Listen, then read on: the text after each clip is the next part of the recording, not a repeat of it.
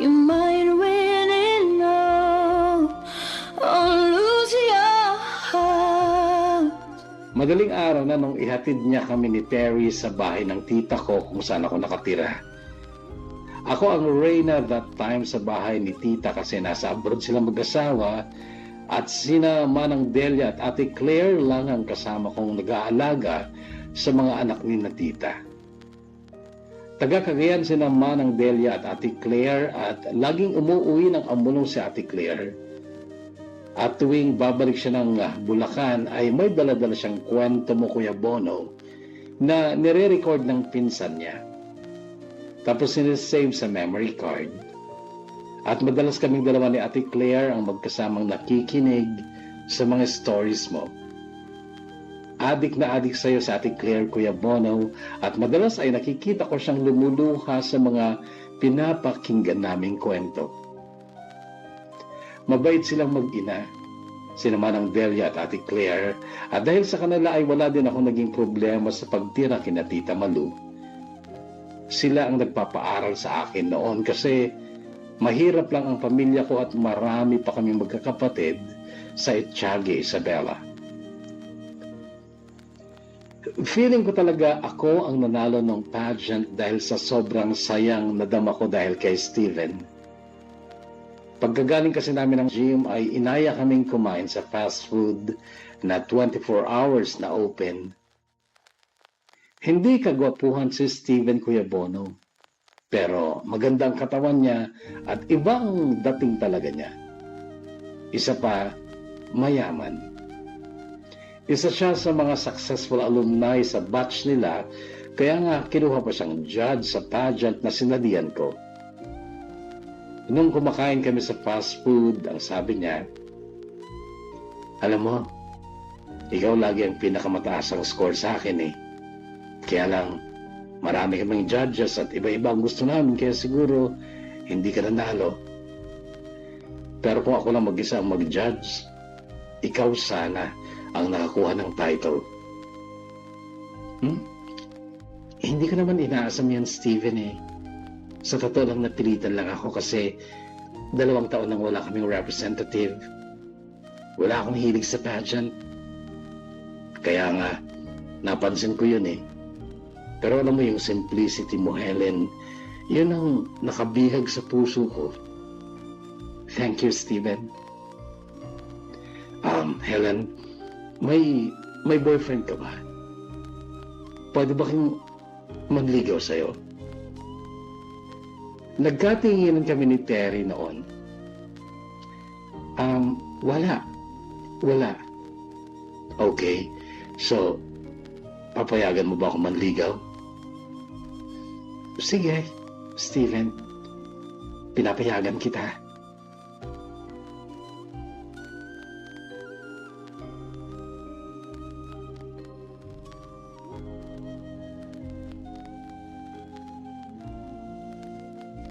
Sabado kinaumagahan kahit okay lang na late akong gumising pero may nanggulo sa akin. May nanggulo sa akin ba ng alas 8 ng umaga? Alam kong si Josiah yon kasi siya lang naman ang mahilig kumuha ng hibla ng walis tambo na siya niyang pangkikiliti sa mukha ko, sa ilong ko, sa tenga. Josh, ano ba, inaantok pa ako? Sabi kong hindi ko dinilat ang mga mata ko. Gumising ka na kasi ito na ang huling pagkakataong makita mo ako. Sa sinabi niyo ni Josiah ay pinilit kong idilat ang mga mata ko, then humarap ako sa kanya. Maluwang ang ngiti niya. Ano nakain mo, Helen? Ba't ka sumali doon? Nagkalat ka tuloy. Beauty contest yun eh. Bakit may beauty ka ba? Josh, ba't nandito ka pa? Akala ko nagpunta ka na ng Australia. Napospone eh. Malakas daw ang bagyo doon. Okay. Kaya rin ang flight nyo. Mamaya, 3 p.m. Dapat, kagabi pa kita nilapitan eh, kaso may kasama kang lalaki. Yung judge ba yun? Oo, si Steven. At alam mo, Diyos, gusto daw niya ako. Liligawan daw niya ako. Magsiselos ka ba? Oo, syempre. Pero wala naman ako magagawa eh. Break mo na ako, di ba? Huwag na natin pag-usapan yan, Josh. Tapos na eh. Mamimiss kita, Helen. Ngayon lang yan, Josh. Kasi andito ka pa. Pero pag nasa Sydney ka na at kasama mo na si Zoila, makakalimutan mo na ako. Noon, Kuya Bono, ay natahimik siya. Tagos sa kisame ang tingin niya. Tapos bumalikwas, bumangon at tumayo mula sa kama ko. Tinitigan niya ako. Parang kinakapa niya sa isipan niya kung anong sasabihin niya sa akin. Hanggang sa bigla niya akong hinalikan sa pisngi at sinabing, alis na ako ha. Ingatan mo ang sarili mo. Tumango lang ako tapos lumabas na siya ng silid ko. Then bumalong ang luha ko. Gumapang sa gilid ng mata ko, then nahulog sa unan ko.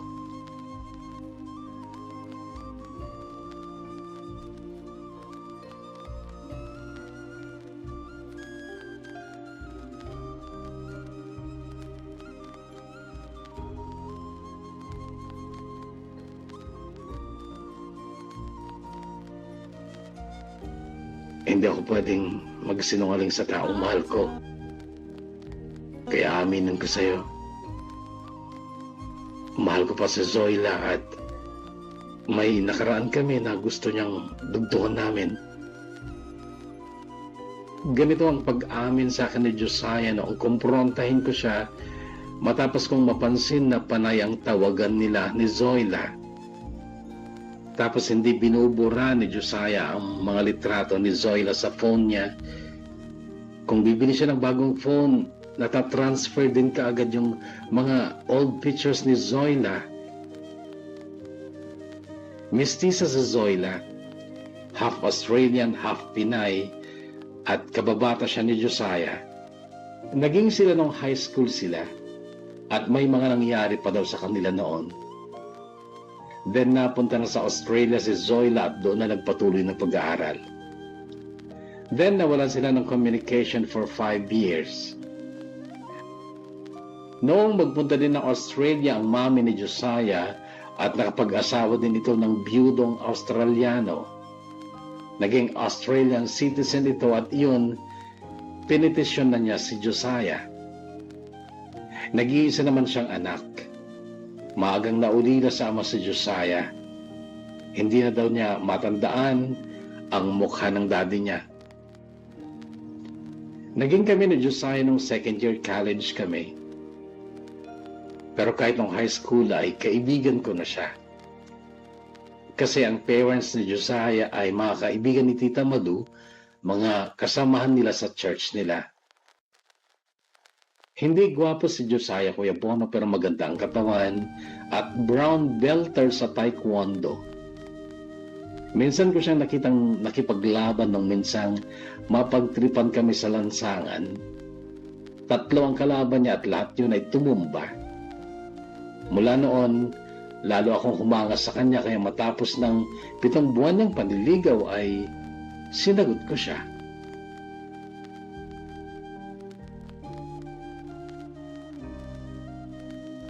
Nandito pa sa Pilipinas sina Tita Malu noong maging kami ni Josiah. Minsan kasi nagigitara din si Josiah sa church nila kaya close sila ni Tita na member naman ng choir. At iyon ang naging reason kung bakit welcome na welcome si Josiah sa bahay ni Tita noon. Mabait naman kasi talaga si Josiah at gentleman. Sa 2 taon naming relasyon ay hindi siya nagtangkang kunin ang pagkababae ko kahit magkatabi kami sa kama ng magdamag. We kiss passionately pero hanggang doon lang kami. Pero walang naniniwala noon na wala pa talagang nangyayari sa amin kasi sa school, hindi kami naghihiwalay at sobrang close kami. Kahit sa taekwondo school ni Josiah, alam kong pinagbubulong-bulungan kami. Madalas din kasi ako noon doon sa school nila ng taekwondo. Tinuturuan ako ni Josiah noon ng self-defense, bagay na nagustuhan ko naman. Hindi nga lang ako nakapag-enroll ng taekwondo kasi ayaw ni tita ng dagdag gastos. Ilocana din kasi si tita, kapatid ni Papa, kaya't nasa dugo talaga niya ang pagiging kuripot. Binigyan na ako noon ni Josiah ng libro ng taekwondo, yung Complete Taekwondo Pumse ni Sang Kim. At kapag weekends ay tinuturuan din ako ni Josiah sa rooftop ng bahay ni tita. Mabait at malambing si Josiah pero masungit siyang instructor sa taekwondo. Napipigan ko siya kapag hindi ko sineseryoso ang mga ginagawa namin. Tapos gaganti siya. Bigla niya ako sasakalin na parang totoo, pero uutusan din niya akong gawin yung tinuro sa akin kapag may sumakal sa akin. Minsan din, bigla siyang susulpot sa likod ko, yayakapin ako sa likod ko, tsaka sasabihin ako ng self-defense move. Ako naman, bigla akong tatapakan ng paa niya, sisikuin ng malakas, tapos haharap ako sa kanya, tsaka ako susuntukin sa ilalim ng baba niya o kaya sa leeg niya. Pero dahil inaasahan niya yung atake ko, ay nakakailag siya. Nakakainis. Ang dami naming sweet and happy moments ni Josiah, pero nauwi ng lahat sa wala. Sa totoo lang, hindi ko sure kung tama yung decision ko makipag-break sa kanya noon kasi pupunta na siya sa Australia at naghihintay sa kanya si Zoila. At ako maiiwan dito. Inamin din ni Josiah na mahal pa niya si Zoila, so anong gagawin ko? E di pinalaya ko na lang kahit na masakit sa akin.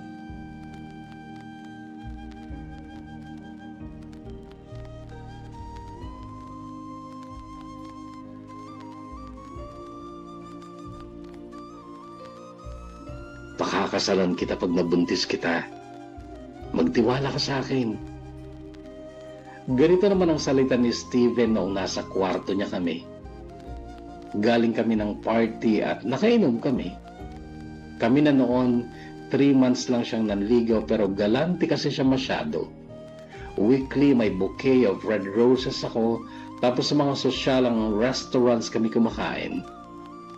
Lumalabas kami ng Santa Maria kapag nagde-date kami. Madalas nakakarating pa kami ng Maynila, Laguna, Baguio. Okay lang naman kung ayaw mo pa eh. Igagalang kita, Helen, kasi mahal kita. Sabi pa niya noong atubili ako na ibigay sa kanya ang katawan ko. Ang sabi ko, Steven, 3 months pa lang kasi tayo magkakilala. Paano kung lokohin mo ko? Wala pa akong babaeng niloko, Helen. And to tell you, kahit itanong mo pa sa mga katulong namin, ikaw pa lang ang babaeng inuwi ko dito. Hindi ako masamang lalaki, Helen. Pangako kahit kailan, hindi kita sasaktan. Kahit isang butil na luha, walang aagos mula sa mata mo ng dahil sa akin. Helen, mamahalin kita at aalagaan. Pangako yan.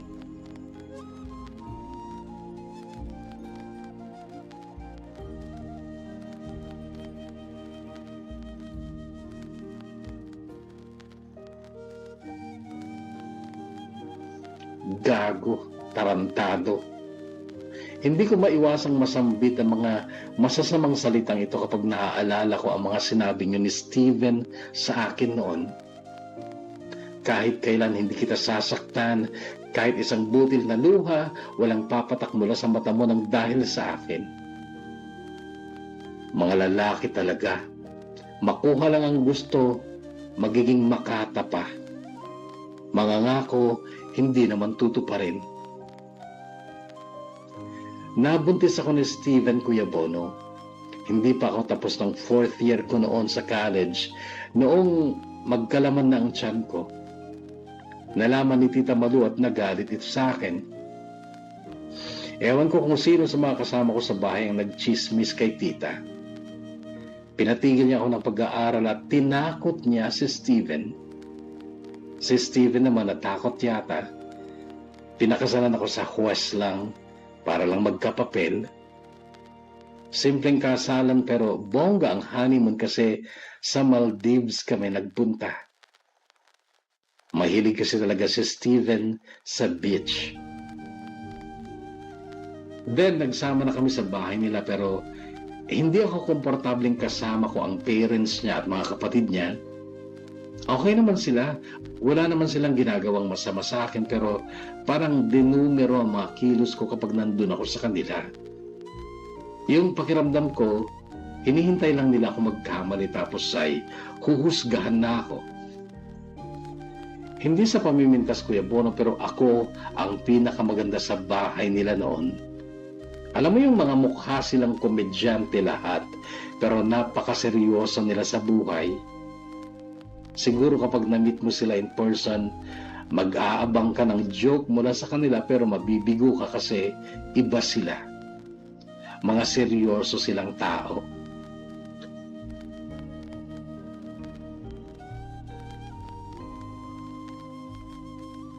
Nung una ayaw ni Steven na bumukod kami pero nagpumilit ako. So, tumira kami sa isang townhouse sa Valenzuela. Noon naging masaya ako kasi diskarte ko na lahat at nakakagalaw ako ng malaya. Feeling ko talaga noon, Kuya Bono, ay isa na akong ganap na misis at noon ko din natuklasan yung hilig ko sa pagiging housekeeper. At natutuwa naman ako kapag umuwi si Steven sa hapon at pinupuri niya yung bahay, ang linis at mabango ang amoy, pati ang garden ko at siyempre yung mga niluluto kong pagkain na pinagsasaluhan namin.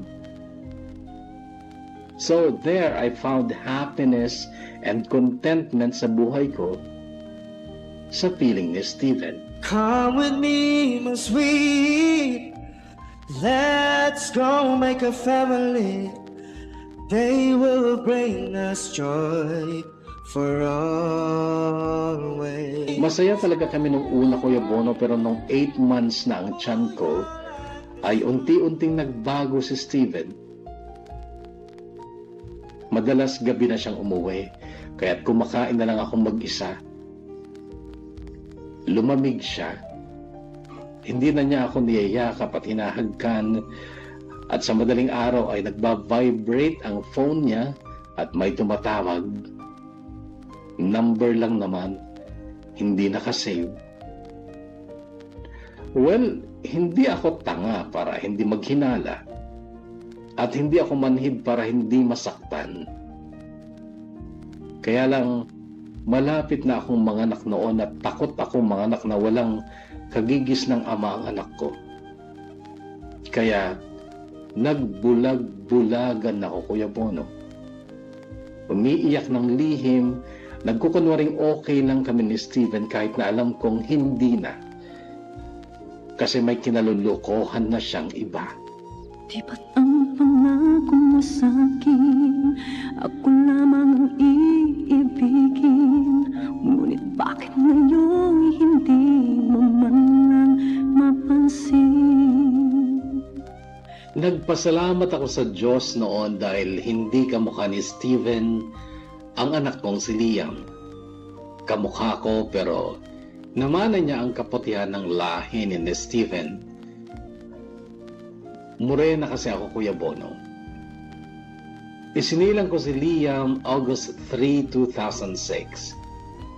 Madaling araw ng August 1 ay nabasa ko ang text ni Kylie kay Steven. Advance happy 4th monthsary, baby. Ganito ang bati ni Kylie, siya ang babae ni Steven. Nagising ulit ako alas 3 ng madaling araw. Inopen ko ulit ang phone ni Steven.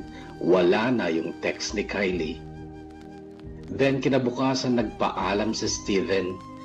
May meeting daw siya sa Cebu. Ang sabi ko sa kanya, alam mo naman kabuhanan ko, di ba, Steven? Ready na si Mama. Siya ang bahala sa'yo kapag nanganak ka. Ganito ang sagot niya sa akin. Nung sumunod na araw nanganak ako, Mama niya ang kasama ko sa ospital at siya ay nasa Cebu kasama si Kylie, ang kabit niya. Maganda kasi si Kylie, Kuya Bono, sexy at social pumorma. Para siyang fashion model at oo, nagselos ako, sobra. Pero idinagdag ko na din lang sa kinikim-kim kong galit ang pagsiselos na yon. Noon ko naalala ulit ang panganay naming kapatid, si Ate Mirna, na nagpakamatay dahil hindi niya kinaya yung dusa at pasakit dahil sa pag-iwan sa kanya ng asawa niya.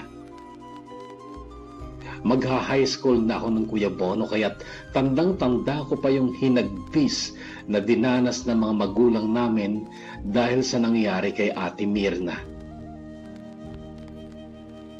Sabi ko sa sarili ko noon, hindi ko gagayahin si ate. Hindi ako magpapaapi at hindi lang ako ang magdudusa. Alam mo, Kuya Bono, gabi-gabi mula nung malaman kong niloloko na naman ako ni Steven, tinititigan ko siya kapag natutulog siya. At ini-imagine ko kung paano bubulwak ang dugo sa leeg niya kapag sinaksak ko yun ng kutsilyo habang tulog siya. Nadedemonyo ang utak ko noon, Kuya Bono, pero mabuti na lang at napaglabanan ko naman. Ganun pala yan kapag kinikim-kim mo ang galit mo, kung ano-ano ang maiisip mo. Hindi kasi ako nagsasalita kay Steven eh. Hindi ko siya kinompronta. Parang alam ko na kasi ang isasagot niya. Baka sabihin niya, ikaw ang pinakasalan ko at ikaw ang inuuwian ko, ano pa bang gusto mo? Or baka natatakot lang ako sa konfrontasyon o sa kahihinatnan kapag nag-away kami. Kilala ko kasi ang sarili ko, Kuya Bono. Mabait akong tao pero once na nakaaway mo ako, kaaway na kita forever. At kapag nangyari yun sa amin ni Steven, anong mangyayari sa akin? Saan ako pupunta? May anak pa ako. Paano na si Liam kapag naghiwalay kami ni Steven? Pero may isang gabi noong 9 months na si Liam, nabasa ko ang text ni Kylie. Brinake niya si Steven. Pinitsuran pa niya lahat ng gamit na binili ni Steven sa kanya at iiwan daw niya yon sa apartment niya. Hindi daw niya kailangan ang mga yon.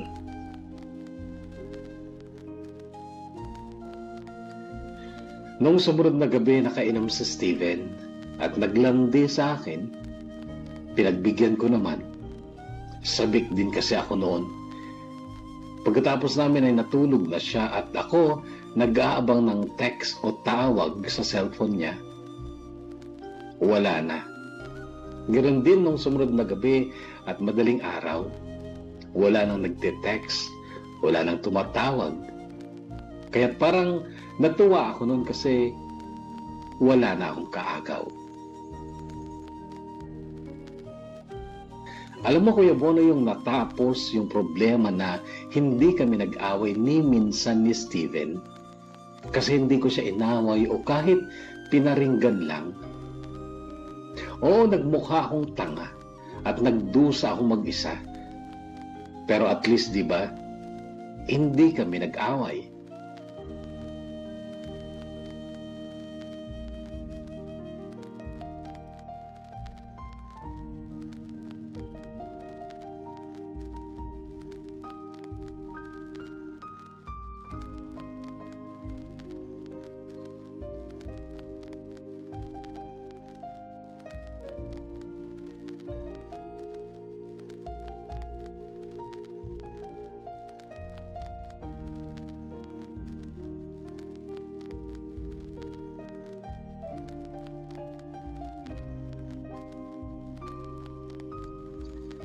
In fairness kay Steven, medyo bumalik siya sa dating sweetness niya sa akin. Maaga na siyang umuwi at inilalaan niya ang oras niya sa bahay sa pagbabantay kay Liam, bagay na sobra ko namang kinatuwa noon. Naisip ko, buti na lang pala at nagtimpi ako noon. Hindi ko siya inaway. Hindi ako nakalikha ng gulo na maaari sanang ikasira ng pagsasama namin. Hanggang sa sumapit pa ang isang hapon, dumating siyang may dalang bouquet of flowers. Para sa'yo, sabi niyang nakangiti. Natigilan ako noon at nag-isip, kinutuban. Wala naman kasing okasyon o special date, bakit niya ako binigyan ng flowers? Anong meron, Steven? Tanong ko. Wala lang. Nadaan lang ako sa flower shop.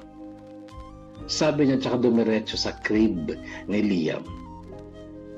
Pero hindi nawala ang pagdududa ko noon, Kuya Bono. As in, habang ginagawa ko ang mga gawain ko ay tumatakbo ang isip ko. Pakiramdam ko may ginagawa na naman siyang kalokohan. Kaya lang nung mahihiga na kami, hinaplos niya ang mukha ko. At ang sabi niya, "Babe, sali ka ulit sa beauty contest." Ha? Sige na. Yung Mrs. ni Henry sasali eh. Sinong Henry? At saka anong contest? Mrs. Philippines International. Sa Maynila gaganapin. Ongoing na ang audition eh. So Steven, ito ba ang dahilan kung bakit mo ako binigyan ng flowers? Parang ganun. I just love seeing you holding a bouquet of flowers. And I love to see you again on the stage, flaunting the beauty that you have. Steven, hindi ako maganda. At saka, nakalimutan mo na ba yung question and answer nung sumali ako back in college? Ikaw pa nga nagtanong sa akin ng question na yun, di ba? Ang sabi ko, hindi ko cup of tea ang beauty contest at huling pageant ko na yun. Yun ang sagot ko, di ba? Yes. At mali ang sagot mong yun kaya ka hindi nanalo. May chance kang manalo noon kung ginalingan mo lang sana ang sagot mo. Iyan ang totoo, Steven. Wala akong hiling sa beauty contest kaya ganun ang sagot ko. Babe, please, consider joining again. Steven, hindi ko maharap yan. Maliit pa si Liam. Kukuha ako ng yaya. Si Naida, yung anak ni Nanay Maring na yaya ko noon. Steven, bakit ba? Ayoko. Please, babe. Gusto kitang ipagmalaki eh. Ayaw mo ba nun? Pag natalo lang ulit ako, Steven, may pagmamalaki mo pa rin ba ako? Yes, of course. Pero this time, hindi ka matatalo dahil tutulungan kita. Tuturuan kitang sumagot ng tama sa question and answer. At sigurado ako, ikaw ang tatanghaling Miss Philippines International.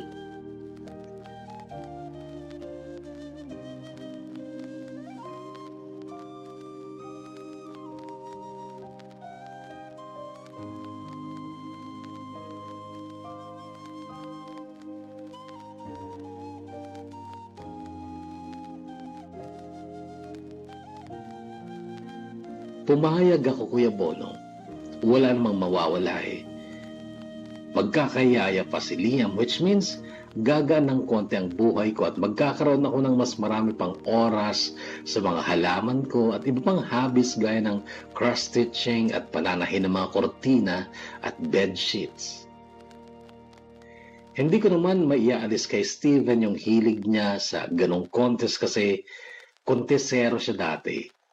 Hindi nga lang din nananalo dahil hindi naman siya kagwapuhan. Maganda lang ang katawan at matalino, magaling rumampa.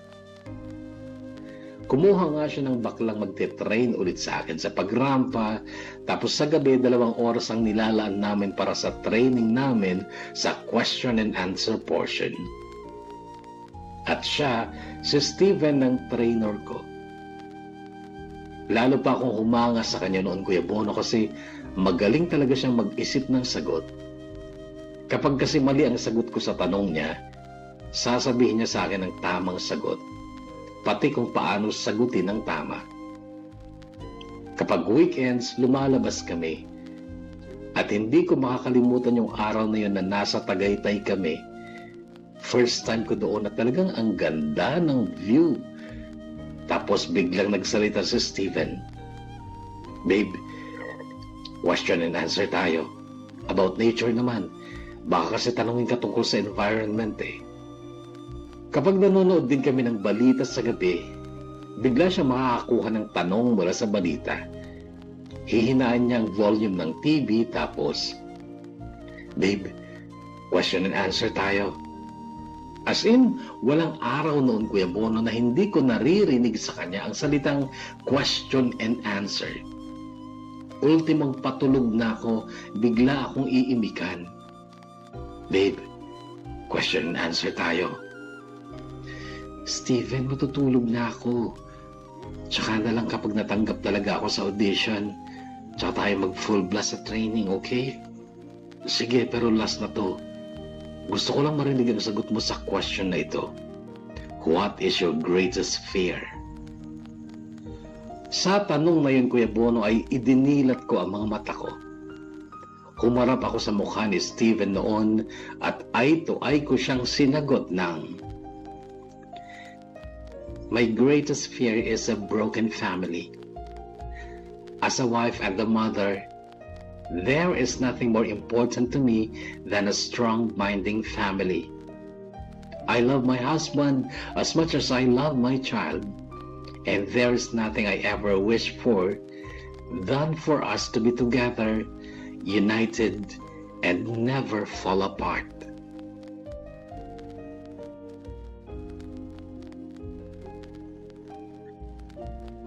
Kaya lang isang linggo bago sumapit ang first birthday ni Liam, at pagkatapos nun ay pupunta na dapat kami sa Maynila para mag-audition, nagsimula na namang mag-vibrate sa gabi at madaling araw ang cellphone ni Steven.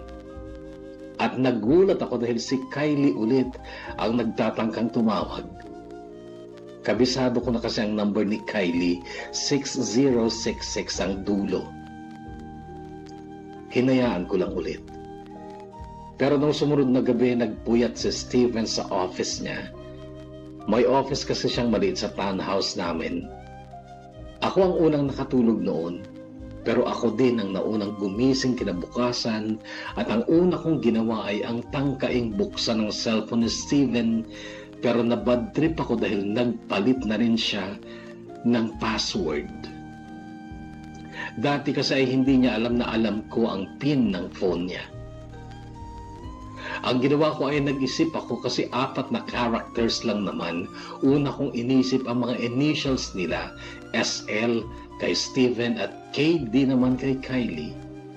Then tiningnan ko sa keypad ng phone kung saan numbers nakasama ang mga letters na yon. 7553. Nag-open. Natawa pa ako, Kuya Bono, dahil first try ko lang nahulaan ko agad ang PIN ng cellphone niya. Kaya lang talaga yatang naninigurado na si Steven noon. Wala akong nakitang convo nila ni Kylie sa text. Tapos napansin ko merong isang app doon na ang pangalan ay Folder Lock. Nung i-open ko, hindi ko mabuksan. May PIN code din. Sinubukan ko ulit yung 7553. Wrong PIN. Binaliktad ko, ginawa kong 3557. Nagbukas. At doon ko nakita ang napakaraming pictures nila ni Kylie. Marami sa resto, sa mall, sa loob ng hotel at pareho silang topless. Pero natutok ang paningin ko sa picture ni Kylie na nasa showroom sila na isang tindahan ng sasakyan. At pumost pa si Kylie sa tabi ng isang maliit na kotseng kulay dilaw. Agad tumakbo ang isip ko, baka ka ako nagpapabili o nagpabili ng ganong kotse si Kylie. At dahil sa takbo ng isip ko ay nakadama na naman ako ng selos, Kuya Bono. Kung iisipin ko kasi, walang biniling mamahaling gamit si Steven para sa akin simula nung makasal kami. Nagngit-ngit ako noon, Kuya Bono, pero nagtimpi lang ulit ako. At sa pagtitimpi, lumuha lang ulit ako ng palihim. Nasaan na ang pangako mo noong sinusuyo ako? Anong tamis, anong lambing binibigkas ng labi mo? Ngunit Kaya lang pakiramdam ko puno na ang salot ko nang sumapit ang first birthday ni Liam at maghapong wala si Steven. Andon yung mama niya at dalawang katulong nila. Tumulong sila sa mga gawain para sa party ni Liam, pero si Steven wala. At kapag ganun, iba ang hinala ko. Pero hinayaan ko lang ulit. Dumating ng bahay si Steven, 6:00 pasado ng hapon at wala ng bisita. Malinis na rin ang lahat. Noon, Kuya Bono, ay gusto ko na siyang kumprontahin. Ako, kinaya ko yung pambabaliwala niya sa akin. Pero yung gawin niya yun sa anak ko, first birthday ng anak ko, parang hindi ko na kayang magtimpi. Sinundan ko siya sa taas. Pero bago pa ako makapasok ng kwarto namin ay narinig kong may kausap siya sa cellphone niya. At ang sabi niya, "Sige, give me 30 minutes. Magsha-shower lang ako." Noon, Kuya Bono, pakiramdam ko, umuusok na ako. Kararating lang pero aalis na naman. "Not this time, Steven," sabi ko noon sa sarili ko. Puno na ako. Sawa na ako magpasensya at magtimpi. Tuturuan kita ng leksyon, hayop ka. Kinuha ko ang bagong bili kong ice pick, Kuya Bono, at nanginginig ako at hindi pa nasayahan, hinasa ko pa ang ice pick. Nginig na nginig ang kamay ko nung hawak ko ang napakatulis na bagay na yun. Diretso ako sa garahe at tinusok ko ang 4 na gulong ng kotse ni Steven. Mahirap butasin ang mga gulong pero gigil ako kaya ubos lakas kong ginawa yun. Pagkatapos nun ay tinawagan ko si R1, best friend ni Josiah. Sinabihan ko siyang pumunta siya sa kanto malapit sa bahay. Hinintay kong kumprontahin ako ni Steven nang malaman niyang flat lahat ng gulong ng kotse niya. Pero masamang titig lang ang iniwan niya sa akin. Maya-maya may dumating na 2 sasakyan sa harap ng townhouse. Isang kotse at isang motorsiklong mamahalin. Yung nag-drive ng motorsiklo ay sumakay sa kotse tsaka umalis. Iniwan yung motorsiklong kulay berde sa harap ng bahay. Maya-maya ay sinakyan yun ni Steven at tsaka umalis. Tinawagan ko si R1. "Sundan mo si Steven." Nakasakay siya sa malaking motor, kulay green. "Oo, nakita ko. Dumaan dito." "Sundan mo, R1. At pagbalik mo, bumalik ka ng 2 galong gasolina at may susunugin ako."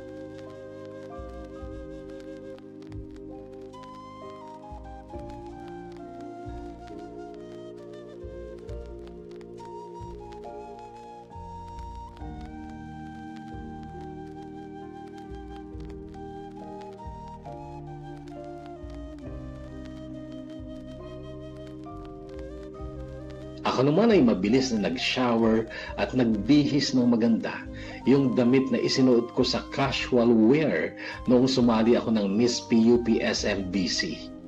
Makintabang tela nun, satin, kulay silver, parang palara pero malambot, spaghetti ang strap at maiksi ang laylayan kaya naman litaw ang kalahati ng hita ko. Nag-makeup ako, full makeup, rush lang. Pero hindi na ako nagkaroon ng oras para gawin pa ang buhok ko dahil tumawag na si R1. Yung gasolina, tanong ko. Meron na, 2 galon. Okay, bababa na ako. Binuhat ko ang anak ko kahit tulog. Binitbit ko ang sapatos kong katerno ng damit ko, makintab ding kulay silver. Sumakay kami sa kotse ni R1 patungong subdivision kung saan nagpunta si Steven. Hindi naman exclusive subdivision yun. Wala ngang guardhouse eh. Then huminto si R1 sa tapat ng bahay bago ang bahay kung saan naroon si Steven. R1, kung anumang mangyari sa akin, dalhin mo si Liam sa bahay ng parents ni Steven. Helen, sure ka ba sa gagawin mo? R1, ang tagal ko nang gustong gawin to. Sige, mag-iingat ka na lang ha. At saka, isipin mo yung mga tinuro ni Josiah sa'yo. Gamitin mo.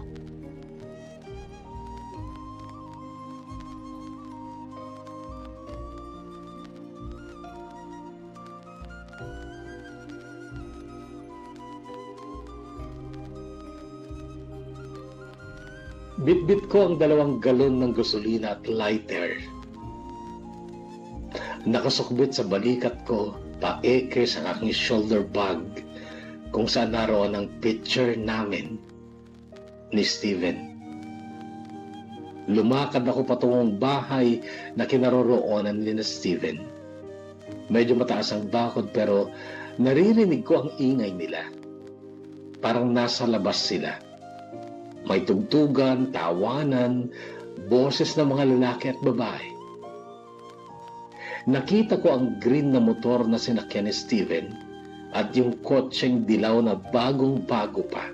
Yun yung kotseng nakita ko sa phone ni Steven na naka-folder lock.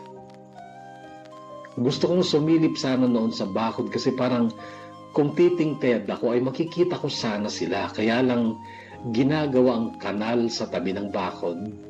Bukas yun at parang bubuhusan pa lang ng konkreto kasi may mga bakal na nakaabang. Ang ginawa ko ay nag-doorbell ako. Paulit-ulit hanggang sa isang may edad na babae ang nagbukas. Itinago ko muna noon sa gilid ng bakod ang mga galon ng gasolina.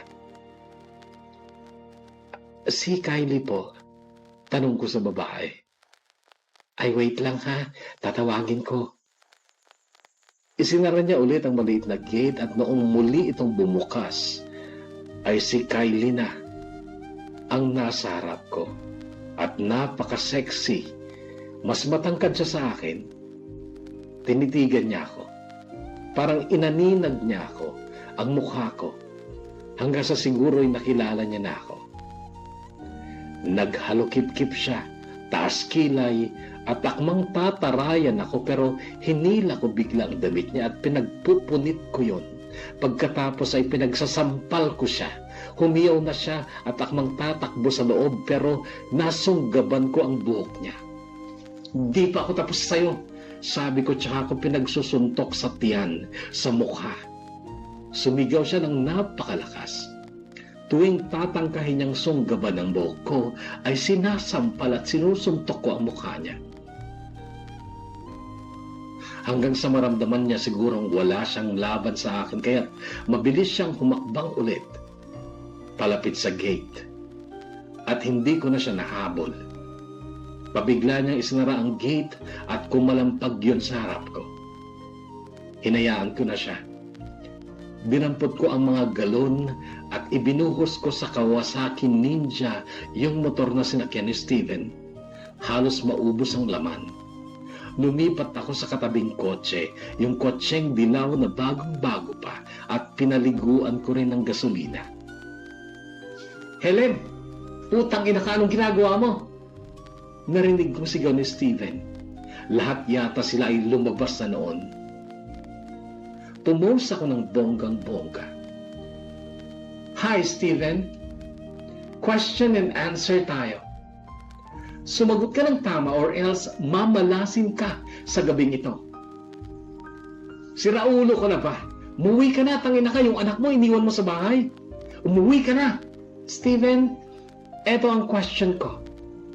Sino ang mas mahal mo? Ako o yung kabit mo? At bakit?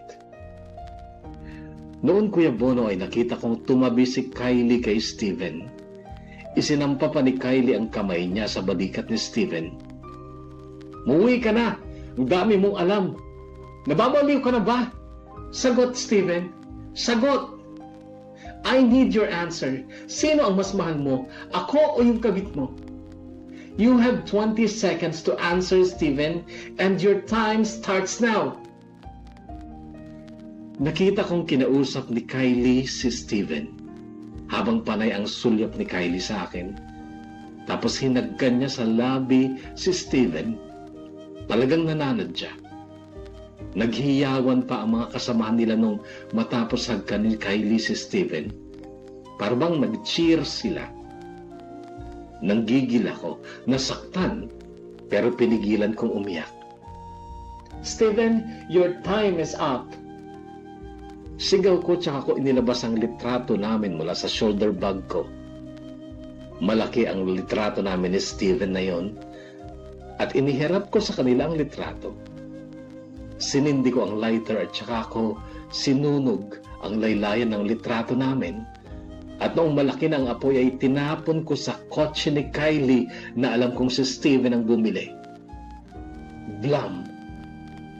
Nagliyab ang kotse. Nakita kong parang gumuho ang mundo ni Kylie. Dilat na dilat ang mata, nakabuka ang bunganga. At ako naman, with poise and so much grace, ay naglakad ako pabalik sa kotse ni Arwan.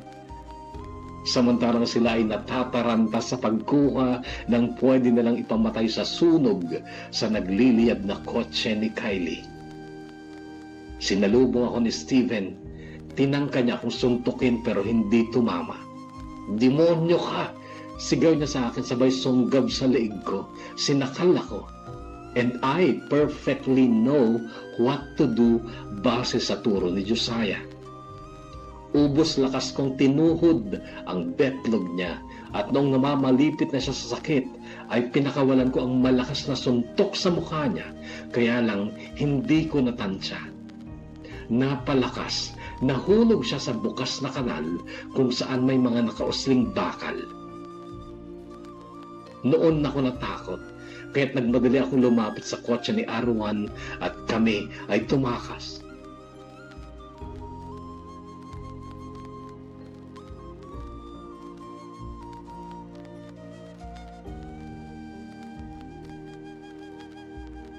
Hindi naman namatay si Steven. Na ospital lang. May sa demonyo din yata. 2 bakal ang tumusok sa likod niya pero hindi napuruhan. Humarap ako sa pulis nung ipatawag ako. Kakasuhan daw niya ako. Sabi ko, kakasuhan ko rin siya sa pambababae niya. Nag-ayos na lang kami. Yun din ang gusto ng magulang niya. Maghiwalay kami pero sustentado niya si Liam at okay lang yun sa akin. Quits na kami. Nakaganti na ako pero kailangan ko magtrabaho para mabuhay ako. Di bali yung anak ko kasi may sustento siya. Masakit pa rin sa akin kasi nasa piling na siya ni Kylie. Pero pinaghari ko ang utak ko. Ano pa bang dapat kong ipaglaban kay Steven? Ano bang dapat kong panghinayangan sa kanya? Sa tulong ni Alpha, kaibigan din Josiah, ay nakapagsimula ako ng business. Then, nagsimula ulit ang masiglang communication namin ni Josiah. bilang magkaibigan na lang kasi engaged na sila noon ni Zoila. After 9 months, dahil sa business ko ay nakilala ko si Lester. Isa siyang engineer na byudo at wala pang anak. Nanligaw siya, nagkaibigan kami at nagsama. Pero unang araw pa lang namin sa kanyang bahay ay nagparamdam ng kagustuhang bumalik sa akin sa Josiah. Hiwalay na daw sila ni Zoila at hindi natuloy ang kanilang kasal. Tinapat ko si Josiah noon. Ang sabi ko, late ka na, Josh. May bago na ako.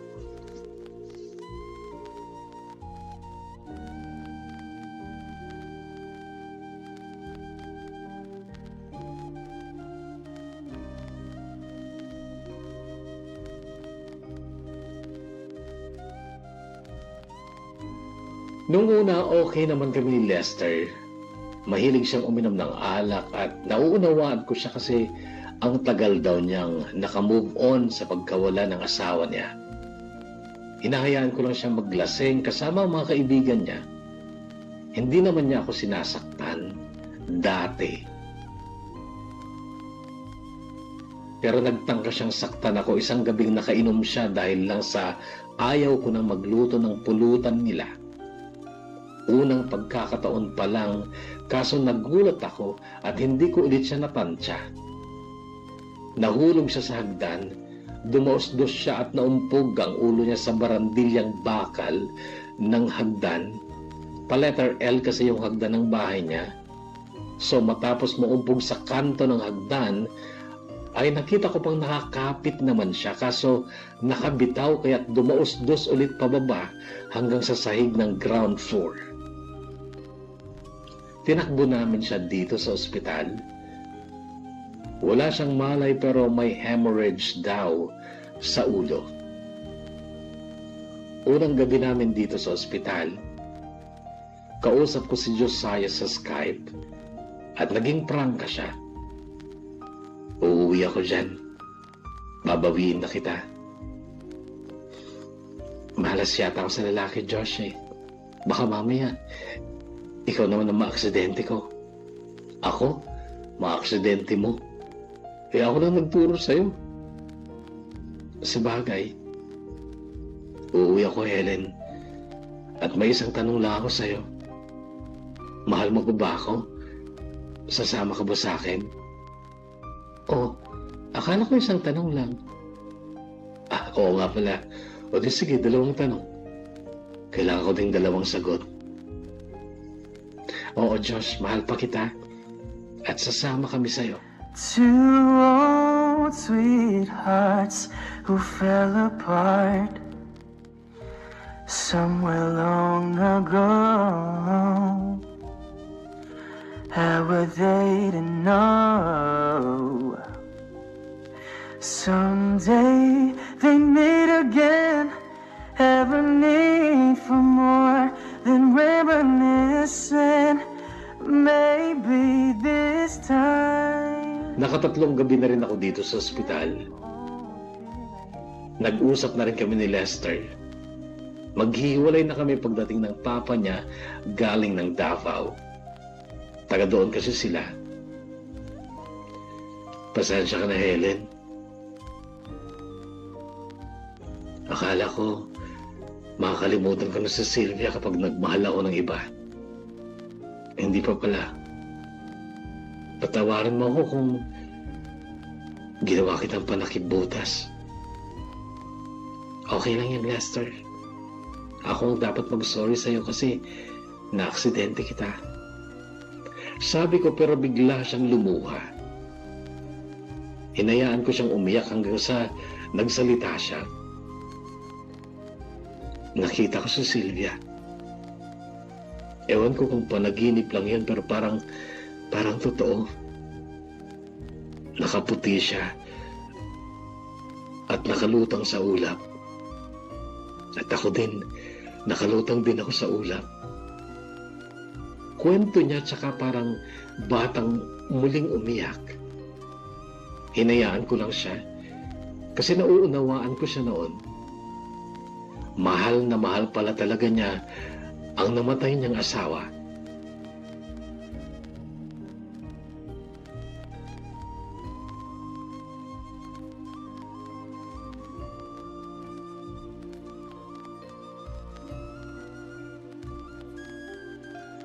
Tatlong araw pa bago makalabas si Lester dito sa ospital, on the way na ang papa niya.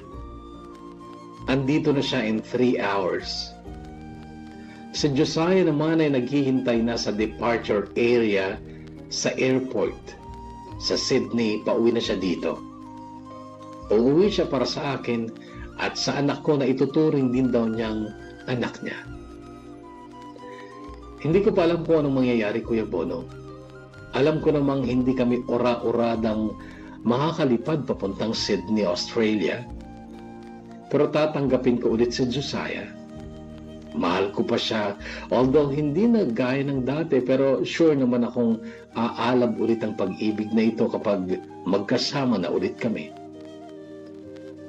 Sisikapin ko, Kuya Bono, na makapagpadala ng part 2 ng kwento kong ito as soon as possible.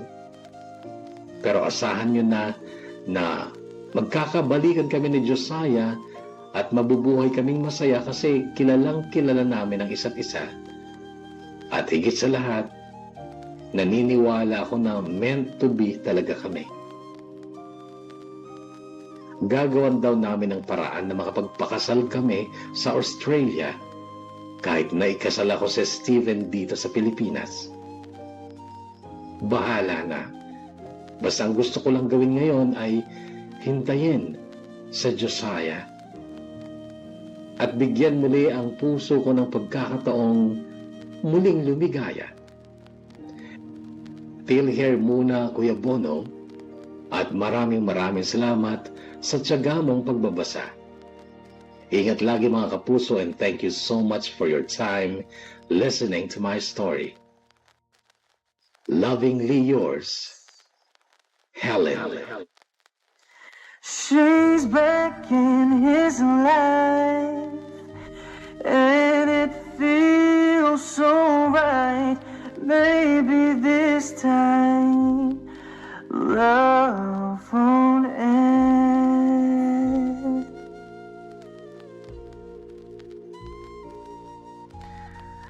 Love won't end.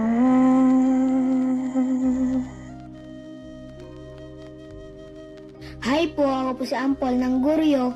Narito na po ang part 2 ng kwento ni Helen.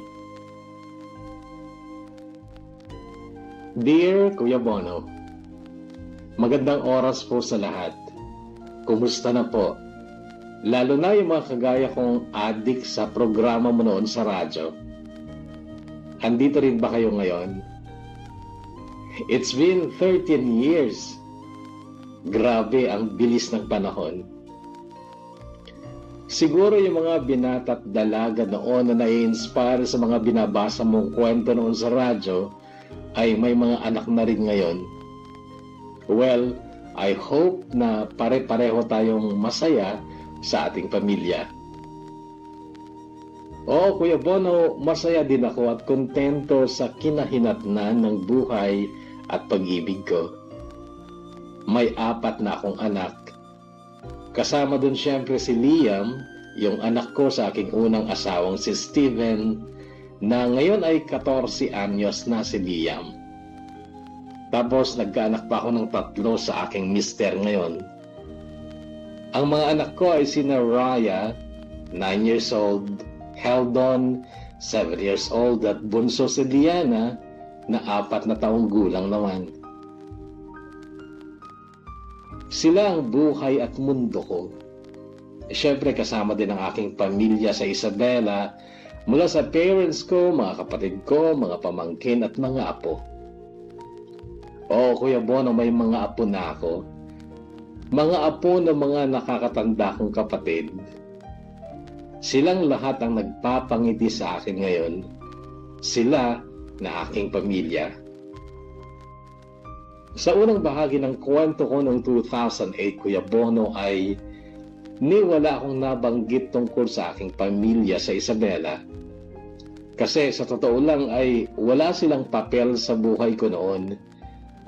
Kasi ang nagpaaral sa akin ay tita ko sa Bulacan, si Tita Malu. Then alaga ko ang mga anak nila, kaya't sila ang may malaking bahagi sa buhay ko noon.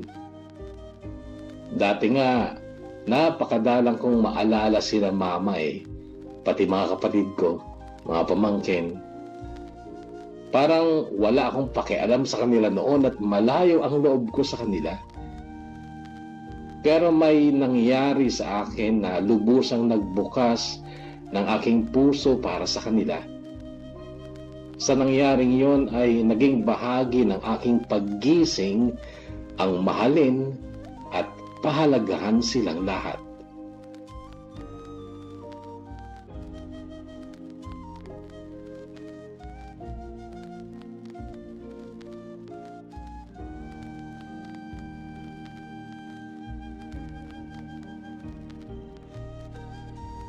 Hindi na ako nagtrabaho mula pa noong 2009. Tumigil na rin ako sa pagdinegosyo. Nag-focus na lang ako dito sa bahay. Bagay na gustong-gusto ko naman talaga. At isa pang dahilan kung bakit ayaw ko na magtrabaho ay dahil nahihiya na ako magpakita sa mga tao.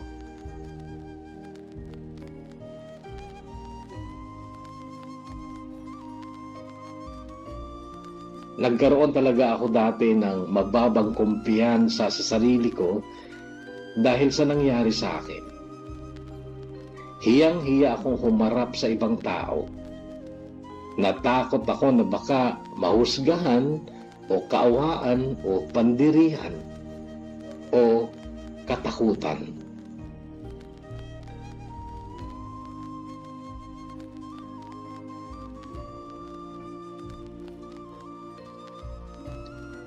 Pero sa kabila nito, Kuya Bono, ay naging mas maawain naman ako sa ibang tao.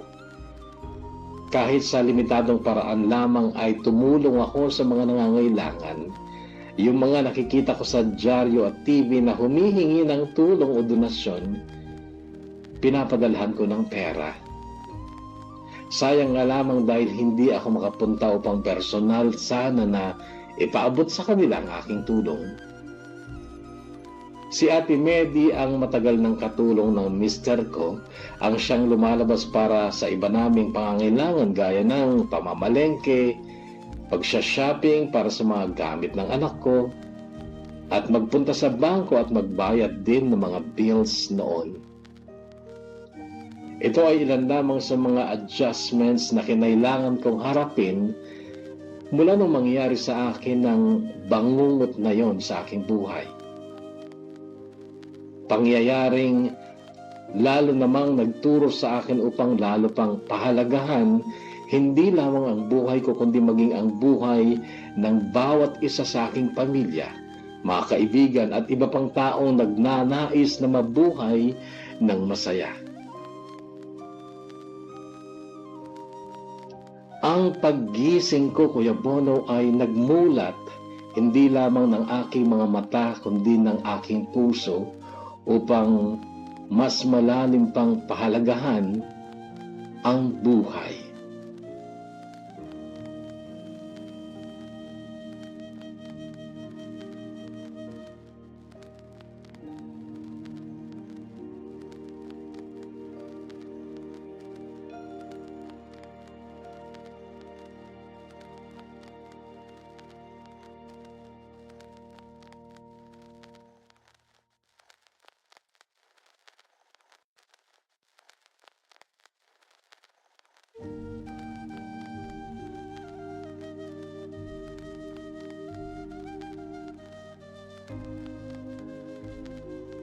Kapag wala akong ginagawa ay pinagmamasdan ko ang mga litratong kinuha noong mga panahong wala akong malay.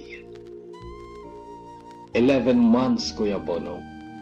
11 months ang nasayang sa buhay ko.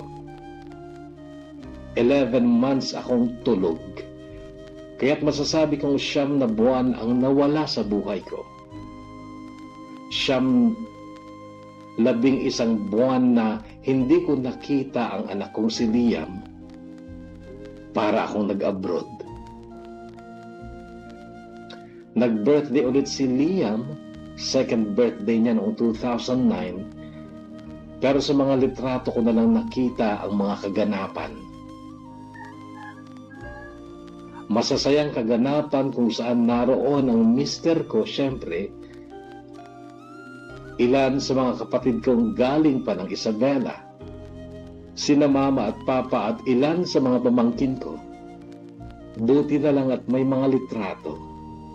Ang mga iyon na lang ang pinagmamasdan ko upang magkaroon ako ng ideya sa mga kaganapang hindi ko mismo nasaksihan.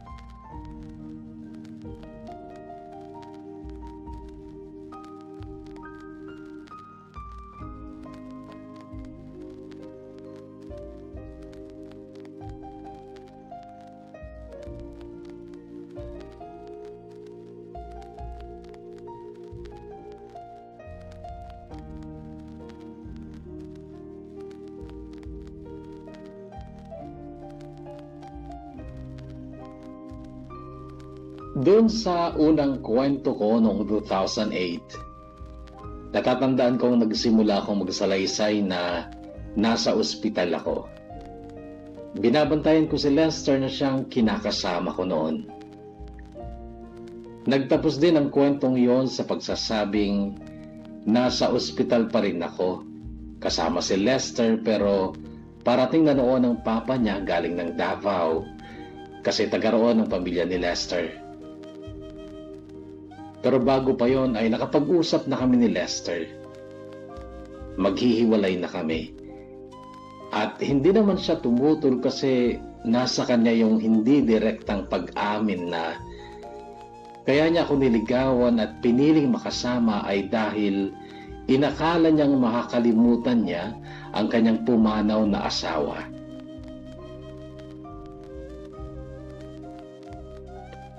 Siya din ang nagsabi sa akin sa parang nagsosorry na nagamit daw niya akong panakip butas. Lumuha pa noon si Lester nung ikwento niya ang kanyang panaginip habang nakaratay pa siya noon sa ospital. Napanaginipan niya ang kanyang nasirang asawa at nakadama ko ng awa para sa kanya noon dahil sa pagkakatantong mahal na mahal pa rin niya ang kanyang namayapang misis. Naawa ako sa kanya pero bahagya ding nasaktan kasi mahigit 1 taon din kami nagsama at masakit sa akin yung realization na sa tagal pala naming nagsama ay iba ang nasa puso niya. Kaya pala siya halos gabi-gabing umiinom noon at natatandaan ko pang nakakapagtalik lang kami kapag nakainom siya. Yung pag-inom niya lagi ay pilit ko namang inunawa pero hindi ibig sabihin nun ay okay lang yon sa akin. Naging problema ko din yon kaya nga noong magparamdam ulit sa akin si Josiah matapos silang maghiwalay ni Zoila na girlfriend niya ay nag-open ako kay Josiah. Tapos sabi niya, kami na lang daw ulit. Uuwi daw siya at babawiin niya ako kay Lester.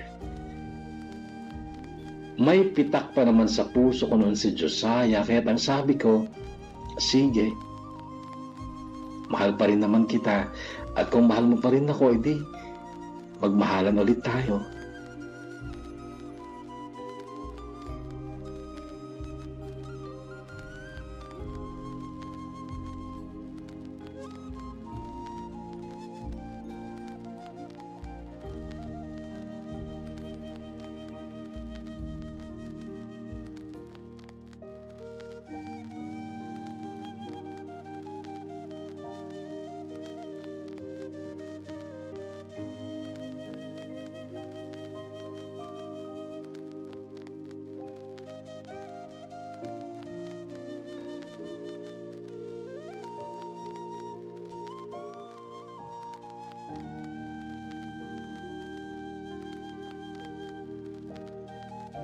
Ang bahaging ito ng aking kwento ay hindi nakasama sa unang part ng story ko noong 2008. Yung araw na dumating na ang papa ni Lester sa ospital, nagmano pa ako sa kanya nung dumating siya sa kwarto ni Lester sa ospital. Matanda na siya pero kay ganda ng ngiti niya sa akin noon. Nag-usap sila ni Lester sa kanilang Cebuano dialect. Tapos napalingon sa akin ang matanda. Unang salita niya sa akin ay hindi ko rin naintindihan at parang kausapin niya ako sa salitang Tagalog at yun nga ang kanyang ginawa. Iiwan mo na pala itong si Letong, tanong niya. Noon ko lang narinig ang palayaw na yun ni Lester. Nag-usap na po kami, sir. Maghihiwalay na po kami. Sabi ko. Umiling-iling ang matanda bago nagsalita. Salamat na lang kung ganun sa pag-aalaga mo sa anak ko. Wala po yun, sir. Sige po, muna na po ako. Sabi ko sabay dampot ng bag ko at ilang gamit na kailangan kong iuwi sa bahay ni Lester. Napatitig ako kay Lester at nadama ko pa rin yung awa sa kanya at ang bahagyang pagkurot sa konsensya ko kasi iiwan ko siya sa ganong ayos. Pakiramdam ko masyado akong selfish noon. Oo, selfish ako at kailangan ko siyang iwanan kasi kailangan kong magpunta sa airport upang salubungin si Josiah. Si Josiah na pinili kong maging susunod na asawa.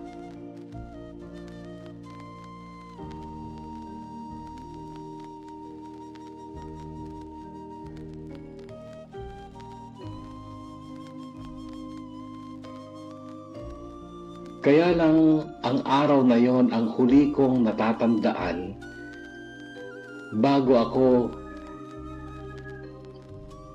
ako mapagkaitan ng alaala ng 11 taon.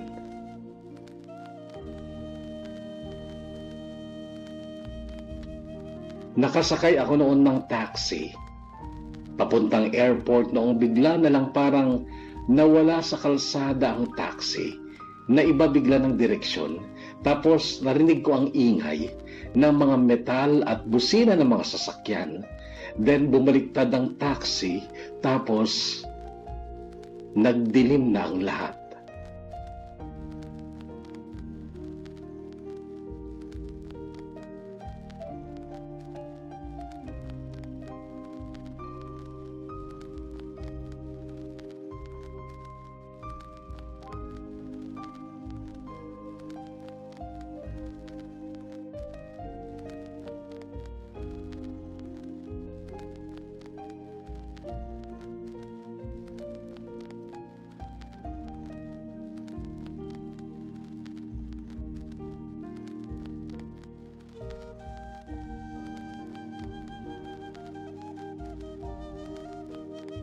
Pagmulat ko ng mga mata ko, nasilaw ako sa matinding liwanag at puting-puti ang kisame at dingding ng silid. At agad din ako nakadama ng matinding gutom at pagkauhaw. Paglingon ko sa paanan ko, may nakita akong lalaki. Tulog na tulog sa sofa at makapal ang kanyang bigote at balbas. Gusto kong magsalita noon pero parang hindi ko maigalaw ang aking panga hanggang sa isang lalaki at isang babaeng parehong nakaputi ang pumasok sa pintuan. Doktor at nurse. Oh my God, conscious na siya, Doc. Narinig kong sabi ng nurse. Tapos yung lalaking tulog sa sofa ay nagising din at mabilis na lumapit sa akin at binigkas ang pangalan ko. Helen? Sambit niya pero nakita ko ang pag-agos ng luha sa mata niya. Kahit na noon ay abala na ang doktor at nurse sa pag-check up sa akin. Napaluha na rin ako noong bumalik sa alaala ko ang nangyari sa taxi. Helen, ano nararamdaman mo? Tanong sa akin ni Lester. Mrs., naririnig mo ba kami? Tumango ka kung naririnig mo kami. Sabi ng doktor, tumango-tango ako. Kasunod noon ay kinausap nila si Lester bago sila muling lumabas ng pintuan. Pag-alis nila ay bumalik sa tabi ko si Lester, hinawakan niya ang kamay ko at hinagkan niya ito. At maluha-luha pa rin sinambit ang mga kataghang, "Salamat at nagkamalay ka na. Dininig ng Diyos ang mga panalangin namin."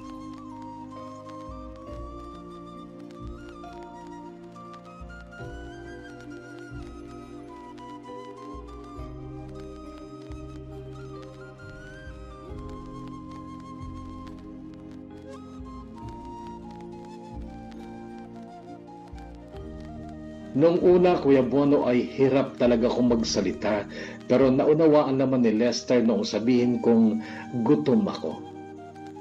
Mabilis siyang lumabas at bumili ng pagkain, chicken joy at spaghetti. Pasensya ka na, ito ang pinakamabilis eh. Kaya mo bang bumangon? Lester, bakit hindi ka nag-aahit? Mamaya, mag-aahit ako. Sagot niya at pinilit niyang ngumiti. Tapos biglang bumukas ang pinto at nakita ko si Mama, ang bunso kong kapatid na si Maymay, pamangkin kong si Donnie at ang anak kong si Liam. Pero nagtaka ako kung bakit ang bilis niyang maglakad at lumaki na siya.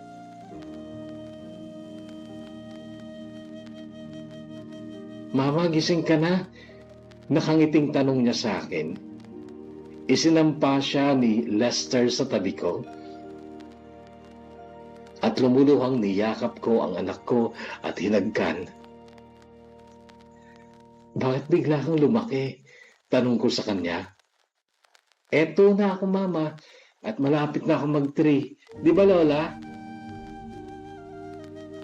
Noon, Kuya Bono, ay labis pa rin ang pagtataka ko. Hinawakan ko ang kamay ni Mama na noon ay lumuluha din. 11 months kang comatose, anak. Salamat sa Diyos at nagkamalay ka na. 11 months? Ulit ko na parang hindi ako makapaniwala, kaya tumingin ako kay Lester. "Oo, Helen. 11 months ka dito sa ospital." Noon, Kuya Bono, ay muli akong napaluha, naiyak, napahagulgol habang yakap-yakap ang anak ko.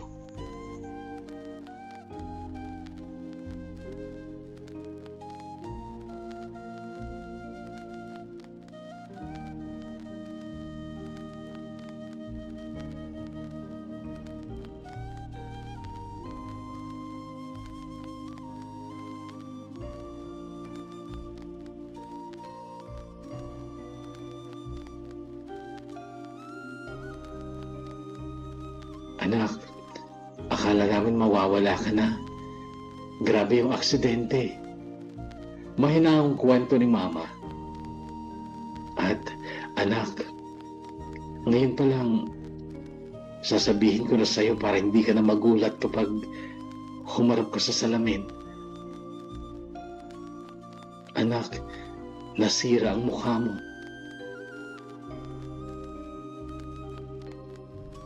Ang lalaki at ang lalalim ng peklat sa mukha ko, Kuya Bono.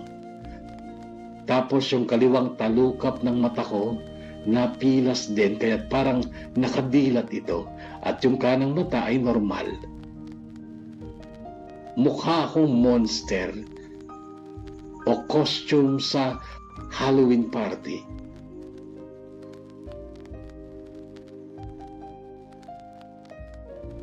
Masakit nung una, naawa ako ng sobra sa sarili ko.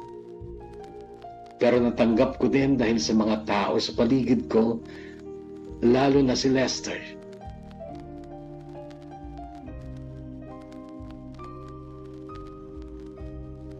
Noong inuwi nila ako sa bahay ni Lester, kung saan noon ay nakatira si na mama,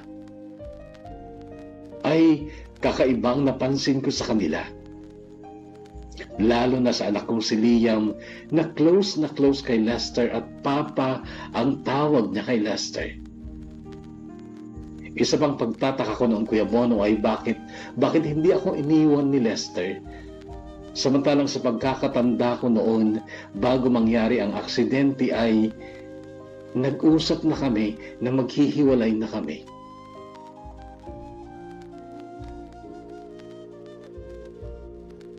At nasaan si Josiah? Bakit hindi siya ang nakagisnan ko? Anong nangyari sa usapan namin ni Josiah na babawiin niya kami kay Lester, magsasama kami at dadalhin niya kami sa Australia? Anong nangyari? Ito ang litong tanong sa isipan ko noon, Kuya Bono.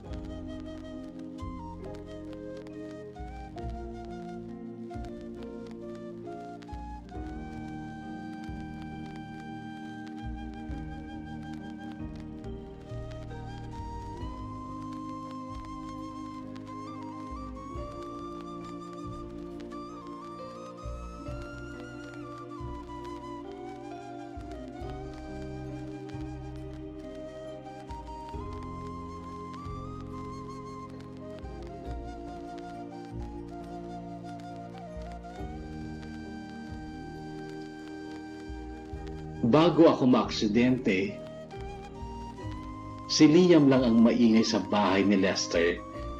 Si Ate Medi na matagal ng katulong ni Lester ay tahimik ting babae.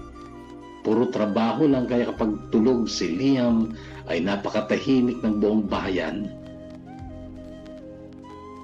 Noong dumating kami galing sa ospital, unang araw ko sa bahay ni Lester after 11 months na pagkakakomatose ay iba ang bahay ni Lester. Maingay, magulo, at kasama siya, si Lester, sa mga maiingay kasi nakikipagkulitan siya kay Liam, sa kapatid ko at sa pamangkin ko. Si Mama ang nakapagkwento sa akin. Nung hapong yon, nasa veranda kaming dalawa at nagmimerienda. Noon kasi ay nagpaalam si Lester, may bibilhin lang daw siya saglit.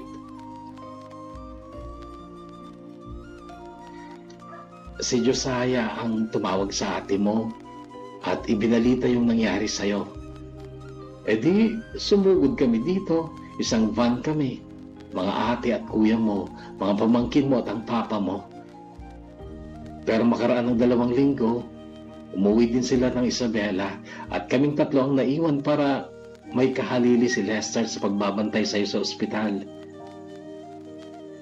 Eh Mama, si Josiah, nakatatlong dalaw din siguro sa'yo sa ospital. Tapos, bumalik na rin ng Australia. Hindi naman nagpaalam sa amin eh.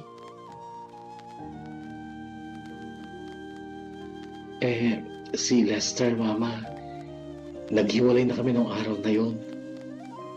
Mahal ka ni Lester, anak. Hindi ka niya binitawan.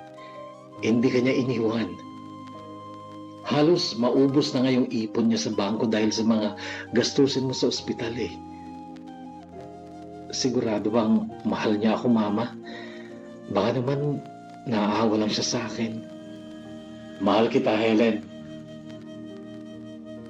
Narinig ko ang boses ni Lester sa likod ko at paglingon ko ay nakita kong may hawak siyang isang bouquet of red roses. Mahal kita at pakakasalan kita. Sabi niya tsaka inabot sa akin ang bouquet, humalik sa pisngi ko. Salamat Lester, pero kasal ako kay Steven. Pirma mo na lang ang hinihintay ni Steven. Noon pa niya gusto mag-file ng annulment dahil Magpapakasal daw sila ng girlfriend niya. Sabi niya tsaka lumuhod sa harap ko. At nung nakaluhod na siya ay may dinukot siya sa kanyang bulsa. Maliit na kahon at syempre alam ko namang sing-sing yun. Kaya lang bumilis doon ng kabog ng dibdib ko. Tapos ang sabi niya, Helen, will you marry me?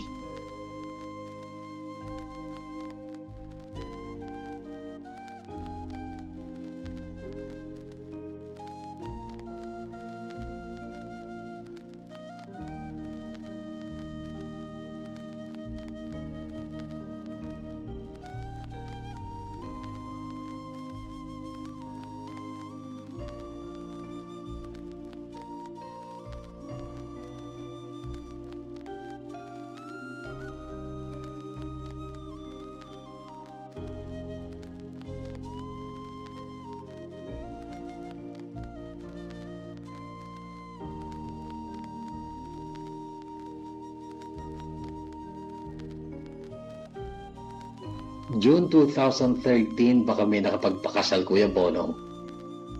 2012 lumabas yung approval ng annulment namin ni Steven.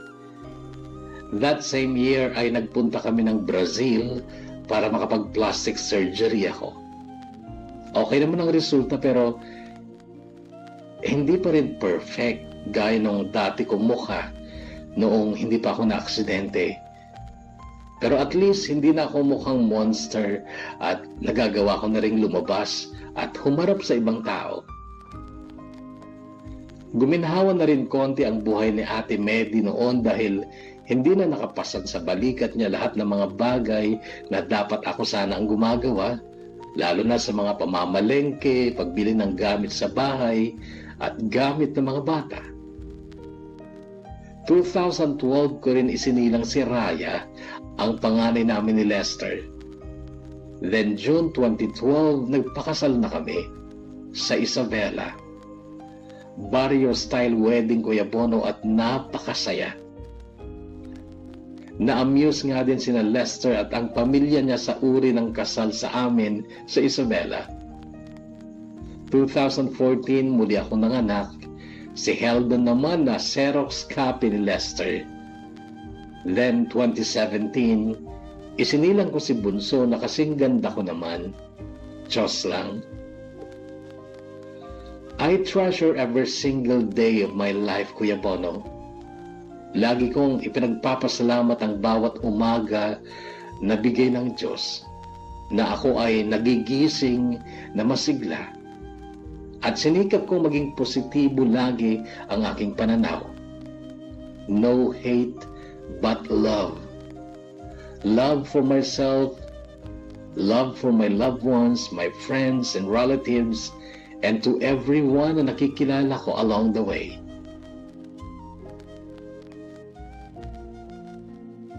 Pinagsisihan ko rin yung ginawa kong paghihiganti noon kina Steven at Kylie. Napagtanto ko na dapat pala hindi ko yun ginawa, yung manakit ng kapwa dahil naagrabyado ako. Nakonsensya ako dahil alam ko na ayaw ng Diyos na nagtatanim tayo ng galit sa ating kapwa. At ang dapat sana'y ipinagpasa Diyos ko na lamang noon ang lahat. Kaya kung sakaling maagrabyado ulit ako, Diyos na lang ang bahala sa Kanya.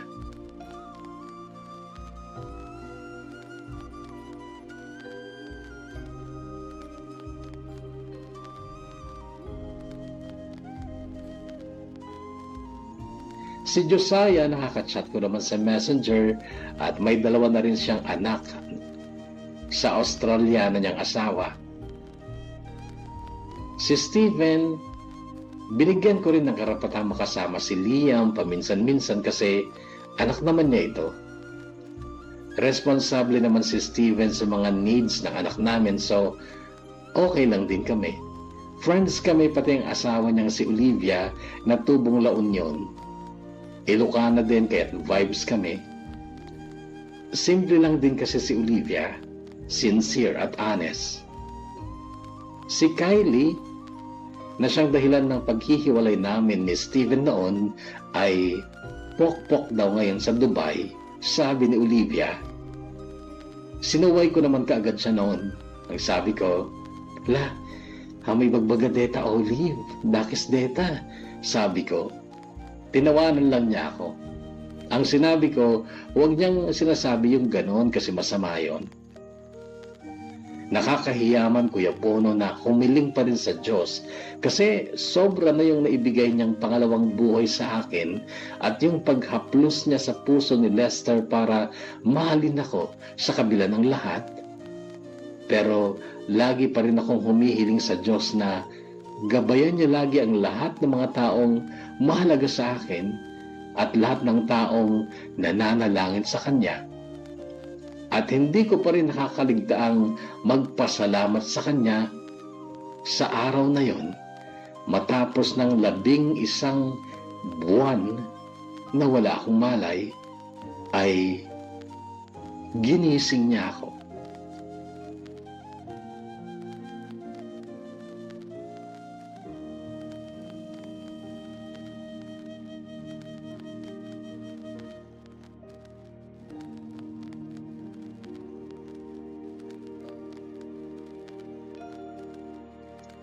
Mahal na mahal ko ang asawa ko, Kuya Bono, at hindi ko pwedeng pagdudahan ang pagmamahal niya sa akin. Naaalala pa rin niya ang dati niyang asawa, ngunit hindi na raw siya nasasaktan sapagkat tanggap niya na may iba talagang nakadadhana para sa kanya, at ako yun. Hanggang dito na lang ang update ng kwento ng buhay ko, Kuya Bono, at maraming salamat sa muling pagbabasa. Lagi tayong magdasal, mga kahugot. Hindi lang basta mag-ingat kasi kahit na nag-iingat ka, kung yung iba ay hindi naman nag-iingat, maaari ka pa rin madamay sa kamalasan nila. Pero kung tayo ay nagdadasal, ang Diyos natin ang mismong mag-iingat sa atin. Gumagalang at lubos na nagpapasalamat, Helen. Lord, I come to you. Let my heart be changed, renewed, flowing from the grace that I found in